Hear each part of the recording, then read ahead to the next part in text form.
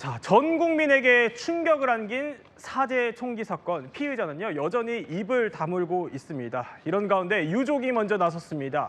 그러니까 가정 불화는 없었다는 겁니다. 이남희 기자. 네. 피의자가 사실 유일하게 밝힌 범행 동기가 이혼에 따른 아들과의 불화였거든요. 근데 유족이 그런데 그거 아니다. 단호하게 반박을 했어요. 유족 측의 입장이 처음 나온 겁니다.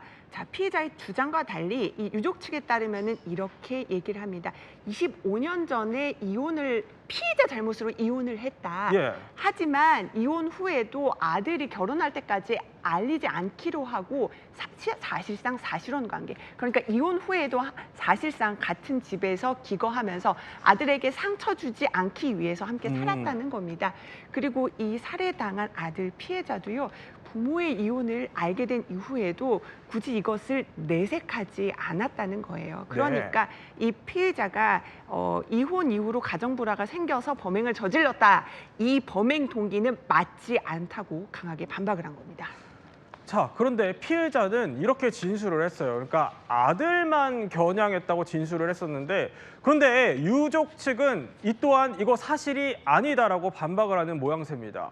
그러니까 유족 측이 그러면 말하는 당시 상황은 어땠던 거죠? 유족 측의 상황은 사실 끔찍했습니다. 지금 피의자, 그러니까 이 할아버지, 손주의 할아버지는 원래 아들만 노렸다 이렇게 얘기했는데요. 예. 당시 상황은 이렇게 됐다는 겁니다. 아들을 이렇게 총을 겨누어서 살해한 다음에 바로 옆에 있는 지인 있지 않습니까? 생일잔치에 지인도 초대했다고 했어요. 지인에게 두 발을 발사했다고 합니다. 근데 불발됐어요. 그러는 와중에 이 며느리 있지 않습니까? 며느리가 자기의 아이들을 데리고 일단 방으로 피신을 합니다. 그런데 불발된 것을 듣고 이 며느리는 자기의 쓰러져 있는 남편을 다시 구조하기 위해서 방으로 나옵니다. 나오는데 그 당시 일단 총기에 문제가 있었던 것 같아요. 그러니까 총기를 정비하면서 이 지금 피의자가 이 며느리한테 달려간 겁니다. 그러니까 며느리가 이 남편을 구조하지 못하고 다시 방으로 들어가서 문을 잠그고요. 그러니까 문을 다시 두들기면서 나오라고 협박을 하는 와중에 끝까지 버텨서 아이들을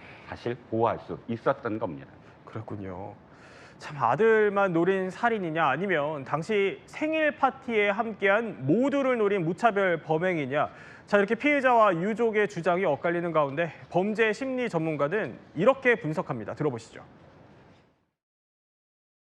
아들만 노렸다고 하면 전 부인에 대한 어떤 일종의 열등감이라든가 좌절감이라든가 아니면 복수심이라든가 이런 것을 해소하기 위해서 그 전 부인이 제일 사랑하는 아들을 자신의 지금의 전체적인 어떤 좀 불행한 처지를 그냥 자기가 쉽게 공격할 수 있는 거기에 모인 사람들한테 일방적으로 풀어낸.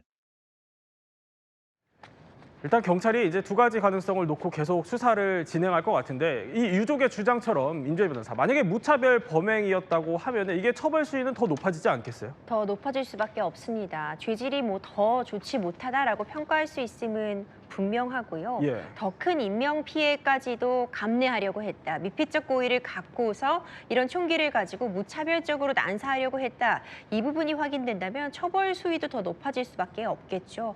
하지만 이미 가장 중한 결과, 참혹한 결과를 낳은 상황이기 때문에 지금 정확한 동기를 파악하는 것도 중요할 것이고, 이 사건의 이 경과를 정확하게 확인해서 피해자에게 최대한 이 억울한 점이 없도록 밝히는 것도 중요하겠지만 이런 총기가 대한민국에서 버젓이 만들어졌다는 점, 그리고 실제로 격추까지 됐다는 점, 이 일련의 과정이 너무 쉽게 이루어진 것은 아닌가, 막을 방법은 없었는가, 여러 가지 부분들을 좀 생각하게 할 부분들이 많은 것 같습니다.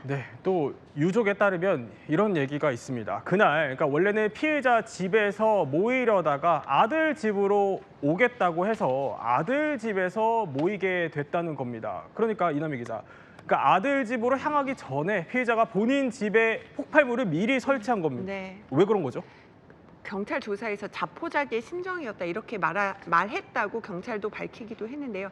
그러니까 그렇게 설치한 것은 내 생을 정리할 목적이었다. 하지만 다른 사람, 본인뿐만 아니라 다수가 희생돼도 상관이 없다라고, 다수의 인명피해가 발생해도 상관없다고 생각했다, 이렇게 진술하는 걸로 알려졌습니다. 그래요? 만약에 이렇게 실행이 되어버렸다면 더 큰 피해가 났을 수도 있었을 텐데 정말 가슴을 쓸어내리게 됩니다.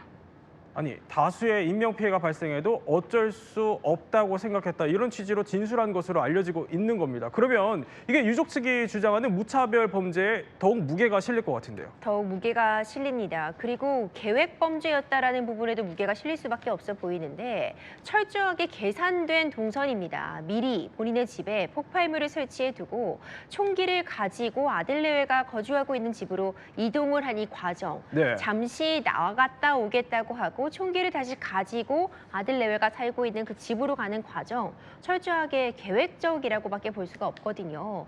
이런 부분들을 보자면 다수의 인명 피해가 발생해도 상관없다, 어쩔 수 없다, 내지는 다수의 인명 피해를 이미 용인하고 있었던 계획 범죄가 아닌가, 이런 생각이 들고, 정확한 범행 동기라던가 과정은 좀 철저하게 조사가 필요해 보입니다. 네, 유족의 뜻처럼 피해자인 아들의 억울한 죽음이 왜곡되지 않도록 수사가 철저히 진행돼야 될 것 같습니다. 삼가 고인의 명복을 빌겠습니다.